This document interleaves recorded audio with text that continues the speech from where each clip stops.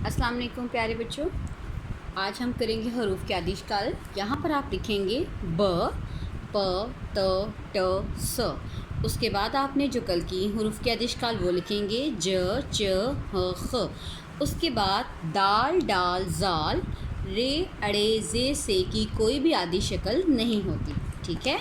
अब हम करेंगे इसके बाद आज एक नई शक्ल मैं आपके सामने लिखूँगी। इधर से आप शुरू करेंगे, इस तरह से ऊपर लेके जाएंगे स,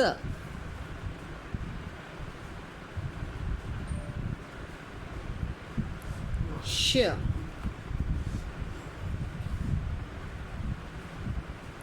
साथ,